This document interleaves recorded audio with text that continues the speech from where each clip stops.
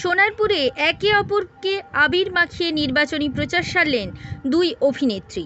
যাদবপুর কেন্দ্রের তৃণমূল কংগ্রেসের প্রার্থী অভিনেত্রী সায়নী ঘোষ ও সোনারপুর দক্ষিণ বিধানসভা কেন্দ্রের বিধায়িকা লাভলি মৈত্র দুজনেই একে অপরকে আবির মাখানোর পাশাপাশি দলীয় কর্মীদের সাথেও আবির খেলেন।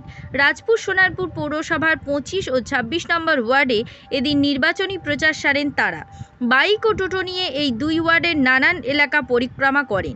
বহু জায়গাতেই মহিলারা বাড়ি থেকে বেরিয়ে এসে তাদের ফুল দিয়ে অভ্যর্থনা জানান। আপনাদের কেমন মনে হচ্ছে? স্বতঃস্ফূর্ত সারা, মমতাদির জন্য সমর্থন। বিধায়ক সংগঠন যারা রয়েছে তারা প্রত্যেকে 24 ঘন্টা কাজ করে। বিজেপির মতো ভোট পাখি আমরা নই যে ভোটের আগে এসে ভোট চাই এবং তারপর তোমার দেখা নাই রে তোমার দেখা। শিব মন্দিরে পুজো দেওয়া নিয়ে বিজেপির কটাক্ষ করা নিয়ে এদিন মুখ খুললেন সায়নী ঘোষ। বিজেপির কটাক্ষ ছাড়া অন্য কিছু করার নেই। বিজেপির প্রতি মানুষের সাড়া ও সমর্থন কিছুই নেই। সায়নী ঘোষ সাংসদ হলে টিকটক দেখা যাবে, এছাড়া উন্নয়নের কাজ হবে না বলে বিরোধীদের পাল্টা কটাক্ষরও জবাব দেন।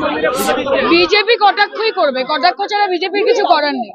প্রচারও করছেন না, মানুষের সাড়াও পাচ্ছেন না। গোটা ইলেকশন সিজনে কিছু তো করতে হবে, এই কটাক্ষ করছেন। আমি প্রচার করছি, ওরা কটাক্ষ করছে। বিজেপির বক্তব্য আপনি জিতলে খালি যাদবপুরের মানুষ টিকটক দেখতে পাবে, এছাড়া উন্নয়ন হবে না। এটা যাদবপুরের মানুষের উপর ছেড়ে দিই না। যাদবপুরের মানুষ সায়নী ঘোষকে 3 বছর দেখেছেন এবং 3 বছর বিজেপির যিনি প্রার্থী ছিলেন অনির্বাণ বাবু, উনি কোথায় থাকেন, তাকে কোথায় পাওয়া যায়, তিনি কতবার পশ্চিমবঙ্গের রাস্তায় হেঁটেছেন, যাদবপুরের লোকালিটিতে হেঁটেছেন। পশ্চিমবঙ্গের মানুষ বা যাদবপুরের মানুষ অনির্বাণ বাবুকে ততটা দেখেনি, তার 100 গুণ বেশি সায়নী ঘোষকে দেখেছে। বিরোধী প্রার্থীদেরকে মানুষের আগে আদৌ দেখেছে কিনা তা নিয়ে প্রশ্ন তোলেন। বিজেপির মতো তারা ভোট পাখি নন বলে দাবি সায়নীর। মৃন্ময় নস্করের রিপোর্ট, জেলার বার্তা।